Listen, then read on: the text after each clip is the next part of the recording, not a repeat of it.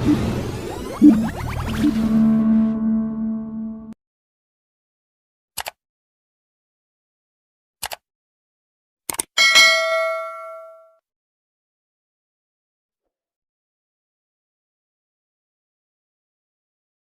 bergulir dengan cepat. Tidak terasa Rain sudah berusia 22 tahun. Gadis kecil yang dulu itu, kini menjelma menjadi seorang gadis cantik dan manis. Tidak ada yang berubah dari dalam diri Reina. Sifatnya, manjanya, cerewetnya serta cintanya tidak sedikit pun berubah untuk seseorang yang nun jauh. Di sana, Reina kini sudah lulus kuliah dan dia memilih menjadi asisten Anin daripada harus bekerja di perusahaan yang direkomendasikan oleh Damar. Padanya, Reina terlihat tengah membungkus sesuatu. Bungkusan itu terlihat begitu besar. Dengan senyum yang tidak pernah luntur, Reina terlihat begitu bahagia hari ini. Oke, kado kejutannya udah selesai. Sekarang giliran nunggu tuan kamu datang besok. Tapi kok Kak Ilham belum ngabarin aku sih? Bukannya kata Kak, jikalau tugasnya dah selesai Kak Ilham bakalan. Rain mendesah lirih saat menatap nanar ponselnya. Belum mendapat kabar dari kekasihnya itu akan pulang besok. Reina mendapatkan kabar itu dari Ziana beberapa hari yang lalu. Oke, Rain hanya berpositif thinking saja. Semoga kekasihnya itu baik saja. Rain melirik arloji yang melingkar indah di lengan kanannya. Waktu menunjukkan pukul 3 sore. Berarti sudah waktunya dia pulang. Karena Anin masih cuti lahiran, jadi semua urusan butik Reina yang menghandelnya dibantu oleh Mary dan Irina serta Rinda. Sedangkan Indri sudah memutuskan berhenti bekerja karena kehamilannya.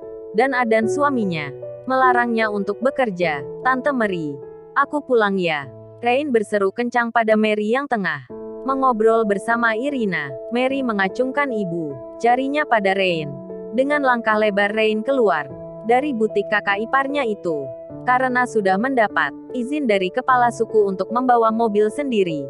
Sudah 1 minggu ini Rain membawa mobilnya sendiri. Hadiah ulang tahun Rain yang ke-21 tahun. Dari Damar dan Anin. Saat hendak menyalakan mesin mobilnya tiba ponsel Rain berbunyi mendakan ada pesan. Masuk, Rain merogoh tas lempangnya yang dia letakkan di atas kursi penumpang di sebelahnya. Reina tersenyum tipis saat melihat ponselnya. Ternyata itu adalah pesan dari Ziana. Dan kali ini Zia mengirimi dia foto Ilham yang tengah memakai baju seragam hitam kebanggaannya. Namun ada yang mengusik perhatian netra hitam milik Rain. Di belakang Ilham serta kawan-kawannya, terlihat ada seorang wanita yang wajahnya nampak sayu serta pakaiannya lusuh. Namun terlihat lumayan cantik. Walaupun masih cantikan dirinya kemana-mana. Yang di belakang mereka siapa Kak? Sen. Reina meletakkan kembali ponselnya ke dalam tas. Sesudah dia mengirim pesan pada Ziana, Rain adalah gadis yang tipikal kekepoannya begitu tinggi.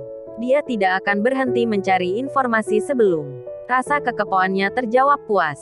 Bahkan Rain pernah bertandang ke markas Ilham hanya untuk menemui Ziana. Karena wanita tomboy itu tidak lagi memberitahu dia kabar tentang Ilham yang tengah bertugas di luar pulau sana.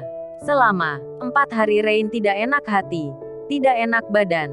Karena hal itu, biasanya setiap sehari sekali Zia akan memberi informasi tentang Ilham padanya. Tapi ternyata Zia juga kehilangan kontak selama 4 hari itu dengan anggota Ilham serta Ilhamnya juga.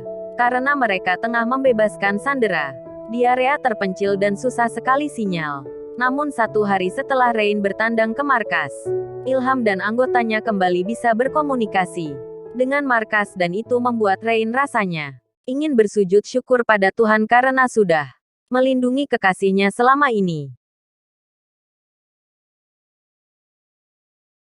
Reina tersenyum manis saat suara sambutan seorang balita gembul tengah berlari padanya dengan pakaian yang penuh dengan tanah karena balita itu tengah bermain di halaman samping sendirian. Bara bere onti, kenapa kamu belum mandi hu? Lihat ih masa ganteng-ganteng bau. Bara bere onti, kenapa kamu belum mandi hu? Lihat ih masa ganteng-ganteng bau. Reina menutup hidungnya pura-pura merasa bau membuat Bara memundurkan langkahnya. Balita, gembul itu mengerucutkan bibirnya. Matanya menatap sendu pada Reina. Padahal Bara sangat ingin digendong oleh ontinya itu saat ini. Tapi, ternyata ontinya malah menutup hidungnya karena dia bau katanya. Bala mau mandi dulu Cama Naruto. Reina tersenyum tipis mendengar nada merajuk keponakan gembulnya itu. Dan saat Bara hendak menjauh darinya dengan cepat Rein menggendong tubuh gempal balita itu. Cie Bara bere bete sama onti. Kamu gak bau. Cuma gak harum aja. Sini onti cium kamu. Onti. Gigit pipinya ARGGGH. Bara terkikik geli saat pipinya dilahap abis oleh Reina. Reina menggendong Bara masuk ke dalam rumah. Dia tidak peduli dengan bajunya yang kotor. Karena terkena tanah yang ada di tangan kaki serta baju yang Bara pakai. Maah, suara seruan Reina sangat terdengar nyaring saat dia dan Bara sudah berada di ruang tengah. Namun, ternyata di ruangan itu tidak ada siapa-siapa. Saat Rein membawa Bara ke ruang keluarga, dia melihat papa serta kakaknya Damar tengah membicarakan sesuatu. Mas, Bara ngapain suruh main di halaman? Lihat, si ganteng ini berubah jadi buruk rupa. Rein membawa Bara ke arah Damar dan papanya. Kedua laki-laki itu menoleh pada sumber suara. Ternyata mereka melihat Reina tengah menggendong Bara yang sudah cemong serta kotor oleh tanah. Ya Allah, cucu opa kenapa kayak gini sih? Papa Delon mengusap dadanya karena terkejut melihat penampilan Bara yang membuatnya beristighfar berkali-kali.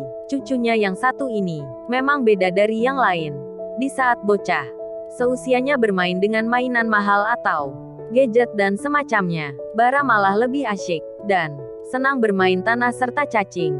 Bara akan menggali tanah sampai dia berhasil menemukan hewan tak bertulang itu. Sedangkan Damar terlihat memijit pelipisnya. Perasaan dia sudah memandikan Bara barusan saja. Tapi sekarang balita gembul itu sudah kotor lagi. Lebih kotor dari sebelum Damar memandikannya tadi. Bunda pasti bakalan ngomel kalau lihat wujud kamu kayak gini. Ayo ayah mandiin lagi. Jangan main tanah terus. Kotor. Buangin air terus.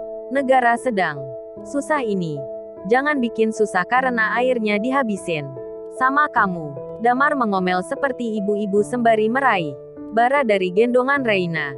Reina dan Papa Delon yang melihat itu hanya mampu menggelengkan kepalanya. Mereka suka heran dengan Damar dan Bara yang makin kesini makin seperti kucing dan tikus.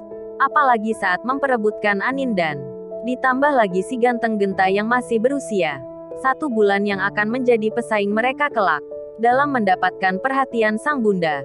Pak Rein ke atas dulu ya. Oh ya mama mana? Papa Delon menyuruput tehnya yang masih panas dengan perlahan. Ah panas. Mama lagi di dapur. Rein menganggukkan kepalanya. Lalu segera berjalan menuju kamarnya yang ada di lantai 2. Sesampainya di kamar Rein, langsung merebahkan dirinya di atas tempat tidur empuk miliknya. Tangan menjulur untuk menggapai satu figura yang ada di nakas. Aku kangen sama kakak.